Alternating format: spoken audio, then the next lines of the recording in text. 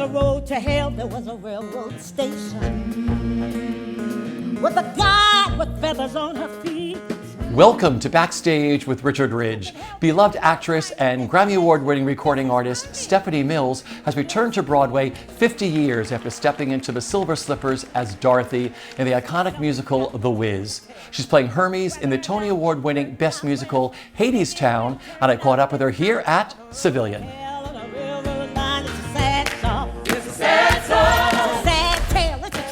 Well, first of all, I am thrilled to be sitting with you here at the Civilian. Yes, I'm thrilled to be sitting with you. Well, listen, welcome back to Broadway. Thank you. How does it feel? After 50 years? Yeah. Well, 50 years next year, it feels amazing. And it's like riding a bike. You know, I grew up in theater. Of course, you know that with Maggie Flynn and all of that. But I'm glad I started in theater because it taught me a lot of discipline. It teaches you how to walk on a stage, how if an audience is not yelling and screaming, but they still love you because they stand up at the end. So it taught me a lot about entertaining. Yeah. Well, let's talk about being back first. Okay. Hadestown. Hadestown, honey. 8 Tonys. 5 years on Broadway. So how did it come about for you to be in this? I'm signed to CAA. So my theater agent, Alice, you know, I was telling her, I said, you know, I really want to go back to theater and do something or whatever. And we had a big meeting. And then she called and she said, these people at Hadestown are really interested in you. I said, really? I said, what is Hadestown? And they said, we're going to fly you to see it. And I went to see it and I was like, oh yeah, I could do this.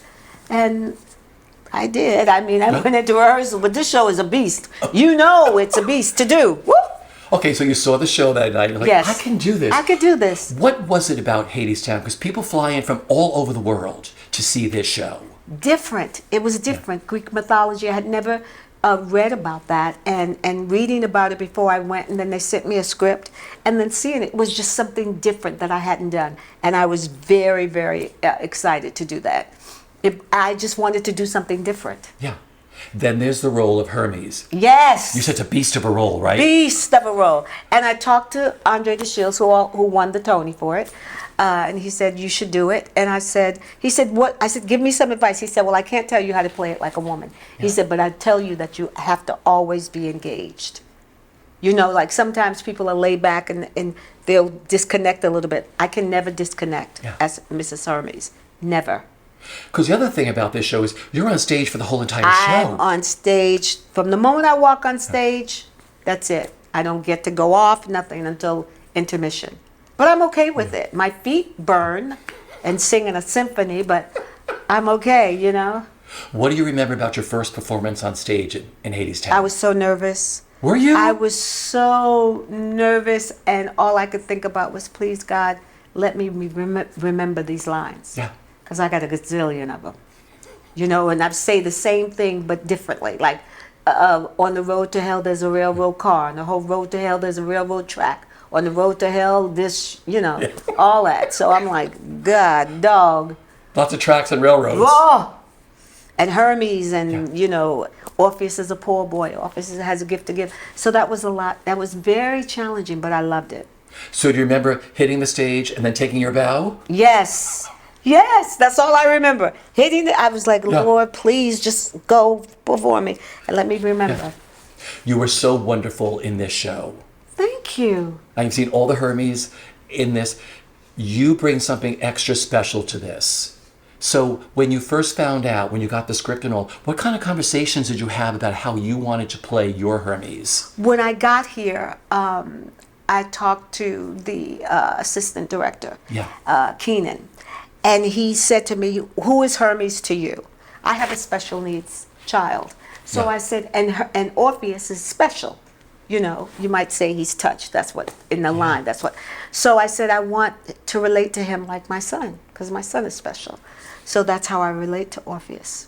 So that's what unlocked Hermes That's what for unlocked you. Hermes for me. I was a mother figure, and I told them I wanted to play it very female. I wanted to be feminine, and I wanted it to be motherly. I wanted to show compassion and love for Orpheus and Eurydice. Yeah. And then it took me 2 weeks, by the way, to learn the names, to learn how to say them. I was like, Lord, oh, but I got it. During rehearsals? During rehearsals. I would call her everything but Eurydice. They're hard to learn. They are. Because when you look at the word, it sounds... It's not spelled like that. So you're like, what is this? Yeah, but it's fun. Now that I got it, I'm like, hey. And then there's the beautiful score. Ah. But this is a different kind of score, yeah. It's a different kind of score, but it is absolutely beautiful. I tell you, every night I watch in awe of everything and the music and how it all comes together. It's not tiring and it doesn't get old. There's a beautiful arc to this show for everybody who's on stage. Yes. Because like you said, even though you're on stage for the whole show, you're always in it. Yes. And you're always watching and observing. Yes. And what I love about the show is it's also sung through, which is new for you too, right? It's an opera. I'd never done an opera before. And I like that I'm singing in my lower register. People are used to me singing higher, and I love singing in my lower register. Yeah. Let's talk about the beautiful costume you have they designed for you and these incredible shoes you wear. Yes, he designed a special coat for me, and I told him I wanted to wear bell bottoms. At first I wanted to wear a dress, and they were like, no dress. I was like, okay. So I don't want to wear a masculine suit. I was very clear about that. I wasn't going to look masculine. Yeah. You know, and he did silver slippers. He said that was his homage to me for playing Dorothy 50 years ago. See? So the first time you saw yourself in the mirror done up as your Hermes, what went through your mind? I was like, wow, I'm really doing this. And you know, the hairstyle I got from Kelly Rowland with the platinum. Yeah. So I sent them a picture of that. And I said, I want something similar to this. Not platinum, of course, but I want something short. And so they did good. They really did good. Oh, you look fabulous up there. Thank you. You look so great. Thank you. And talk about playing with this company. The company is very welcoming. Because sometimes, you know, I'll forget a line or two and they'll just go right on to the next scene. And then I'll remember that's what I'm supposed to say. They're very patient. They're very welcoming, you know. And I'll tell them, honey, just be patient with me. I'll get it.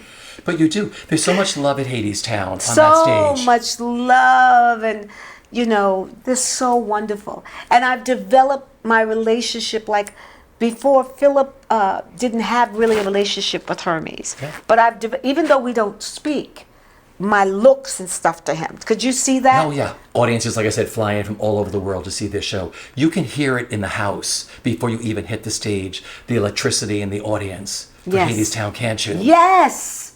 Yes, it's amazing. When the cast comes on stage, they're all screaming and yelling. And when we come out, it's wonderful. And they're so into it. They're crying at the end when she goes down. And when she first goes down, they're like, oh, you hear everybody. Yeah. And that's incredible because they're invested in the story. And that lets me know I'm telling the story correctly. Yeah. Well, I know you have this big fan base that's coming to your show too, because they were there the other night. You have a lot of Wiz fans that got to see you as Dorothy, who are coming back to welcome you back to Broadway. And that must make you feel so great, isn't it? Oh, it's amazing that people, first of all, I'm appreciative that people are spending their hard-earned money to come see us, you know, and we can't take that for granted. We can't slack up. We can't, you know, like lay back. I never take that for granted. Even when they come to see me in my concerts, I always give them 100%. Yeah. Well, I want to go back to The Wiz because, like I told you before we went on camera, The Wiz was life-changing for me, as it was for thousands and thousands and thousands of people. If you ask people, they can remember everything about the first time they saw The Wiz and saw you play Dorothy in that beautiful production with Jeffrey Holder. What is one of your favorite memories of doing The Wiz? You must have so many. I have a lot, but I think the most is Charlie Smalls teaching me the songs at piano. He sat me down. He taught me Home, Be a Lion. We went over Ease on Down the Road. He taught me mostly all the songs. Soon as I Get Home and all of that. My favorite song in The Wiz is Be a Lion because it's very encouraging.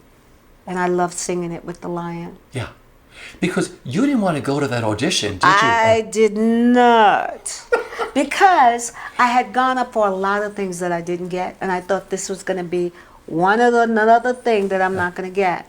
But my first audition was private. I was the only one in the theater, and it was Ken Harper and Gilbert Moses, who was our first director. And then the second time I went and I sang for them. And then the third time I went to Jeffrey Holder's house, and that's when they told me I had the role of Dorothy. So what was that like being the only person in there? It was kind of scary, but I was 17, and it, you know, I sang all the time, so it was just, and I sang Danny Boy. Yeah, I sang Danny Boy for my audition. Yeah. I didn't feel, I had a big afro. I didn't feel anything. You're 17, you're like, oh, okay, I'm going to sing and I'm going to audition. That's how I felt. So how did you find out that you got the role? At that afternoon, Ken Harper and Jeffrey Holder were at the apartment, and when I walked in, they said, congratulations, you are our Dorothy. What a journey you were on with that show. Because was Baltimore the first stop? Baltimore and Detroit. Yeah. But we were supposed to open December. Yeah. And we didn't open until January 5th. Yeah. Because we had to take a little bit more time. And then when we came here, they did not like us. And Ken Harper's mother belonged to a big church, and my mother belonged to Cornerstone Baptist Church in Brooklyn, and they got bus loads of church people to come until we put out our commercial. And that's when everybody started coming. But then you became this monster hit. But I think it's because of word of mouth and the commercial. And the community, the black community really coming. People that never came to Broadway before came to see The Wiz. That is amazing. It is. It is. It was groundbreaking because they hated us. Yeah. They did. Yeah. All our reviews were terrible. But then everybody went back to review it again after you sort of became this hit. And they're like, oh my God, The Wiz is a wow. Now that's what they said. Yeah. I was like, now you want to say The Wiz is a wow? Yeah. But it's just interesting, though, that you were able to, like, you know, I love going back to those days when shows... Endurance. We endured. Yeah. Because it was murder. It was really bad. Yeah. But then it ran for 5 years. For 5 years. But that's, to me, that proves that you don't give up, you don't retreat. Yeah.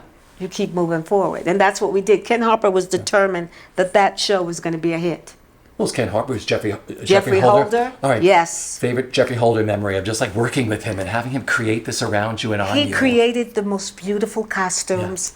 And he and his wife, Carmen de Lavalette, he was loving. And he did what he had. When Gilbert Moses left, he totally took over. George Faison's choreography.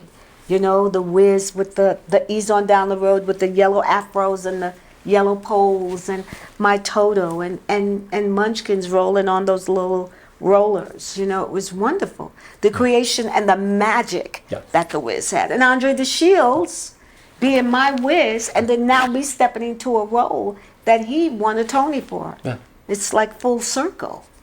I love when he said, make her your own. He said, make her your own. Which you have. Yeah, I think so.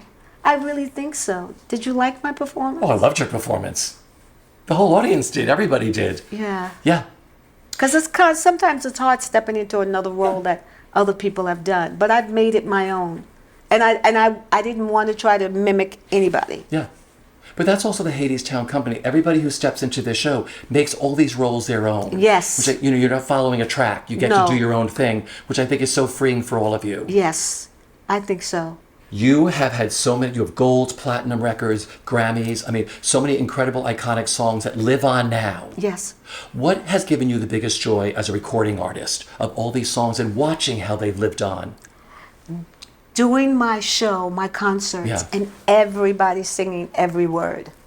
That's the most rewarding thing. Because when you go and you record a song, you don't really know if it's going to be a hit or anything. I loved it. I can tell the story. And that's what you think. But there's no guarantee that you're going to win anything or that it's going to be a hit. I've just been fortunate. I got a new song out now called Jam that Ray Chu, who's legendary in his own right, produced, and MC Light and Dougie Fresh and Kid Capri is on. Because your recording is a whole animal of its own. I love to ask artists what that connection is between like being in a booth and recording a song, you know, and we as listeners feel like you're singing in our living room. Right. You know, it's so funny because I had a recording contract my entire life. Yeah. And then there came a point where I just didn't want it anymore. So I dissolved my recording contract because I just did not want to be on anybody's schedule. I wanted to do my own thing. But recording now and me choosing songs that I want to do is so much more rewarding. Yeah. Yeah. What are you enjoying the most about being back on Broadway? The discipline of it all, and being on stage and with people, and the camaraderie, doing the lines and making everything work, and just when we take our bows, we know that we absolutely did the best that we could do. Yeah. That's rewarding. I believe walking on a stage, a theater, it gives you so much confidence. And when I walk out there as Hermes, I'm like, this is my story, and I'm going to tell it the way I want to. Yeah. You know, Broadway debuts are really important. Yes. And yours was in Maggie Flynn. Yes. With Shirley Jones and Jack Cassidy, Yes. directed by Morton DaCosta. What do you remember about Maggie Flynn and just being on Broadway for the very first time? I remember all, because there was 9 of us. Yeah. Irene Cara, Giancarlo Esposito. I remember us being kids and just being mischief. We would go in Shirley Jones's room and be just all over the place, and Jack. And one time I fell asleep when they were singing the Game of War, and I had a solo. I fell asleep on stage, and they woke me up because we were supposed to pretend like we were asleep, but I really fell asleep, and the other kids woke me up. But that was a wonderful experience. It was wonderful to be with Shirley Jones, and that Jack Cassidy was so funny. He was so funny, and they would argue all the time. They were so funny. Yeah. And David Cassidy used to come. And that was when he was like this big, big teen star. So we'd all feel like, oh, David Cassidy's here, yeah. So you'd wake up for David Cassidy? Yes, I'd wake up for David Cassidy, yeah. He was cute. Yeah. Your Home from The Wiz is the definitive version. Always will be, always has been. I know the cast of Hadestown has asked you to sing it. Have you sang it for them yet? They told me before I leave they're going to make me sing it on stage. I was like, I am not singing Home in Hadestown. Not So in forget Hadestown, about but... it. Right, No. right. They were like, you got to sing Home before you leave. No. Oh, I have a strange feeling there may be a version of Home, like backstage. Someone will be like, oh my God, she sang it tonight in our dressing room. Right, right. What's the last thing you do before you hit the stage each night in this show? I say a prayer. Yeah. I say a prayer. Yeah, I say, God, order my steps. Let me remember my lines. That's what I say. Well, it's a dream. It's a joy to have you back, and it's a dream to have you back too on Thank Broadway you. doing what you do best. Oh, thank you. I'm so happy to be. It's like home for me.